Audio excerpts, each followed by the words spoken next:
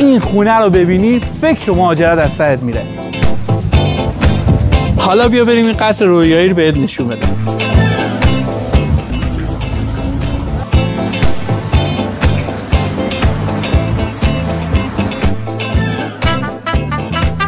این قصر زیبا 280 متر 4 خوابه، 3 خوابش مستره.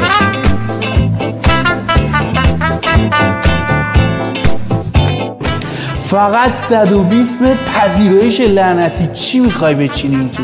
هنوز متوجه لوکیشنش نشدی؟ کوهسنگی حکیم نظامی یکی از بهترین خیابوناش. خدایی آشپزخونه به این بزرگی و جذابی هیچی کم نداره، اما سازنده خوش سلیقه‌مون یه مطبخ خوشگل هم اینجا درست کرده.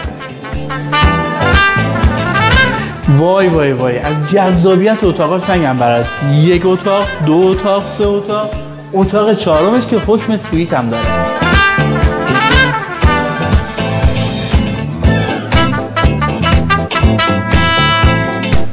خدایی موندم این مستر یه اتاق از بس بزرگه، یه خواب مادر 4 گوش خوشگل و جذاب.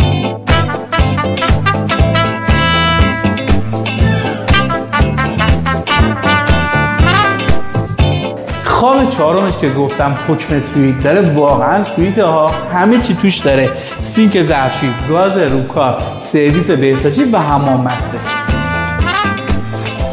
این ویو نوستالژی بچه های دهه 60 و 70. فکر کردی تموم شد؟ اشتباه نکن. روی روفمون یه سقف 2 نفره آبنما، آلاچیق، یه عالم گلکاری مالک محترم درخواست کرده فیلم این قسمت رو نگیر. در ضمن تا یادم نرفته سرمایش گرمایش این واحد VRF، سیستم برقمون فول BMS با سیستم صوتی، شیرالات تو کار، کف تمام سنگ اسلب 2 دسته. جهت استعلام قیمت و اطلاعات بیشتر عدد 280 رو برامون کامنت کنید.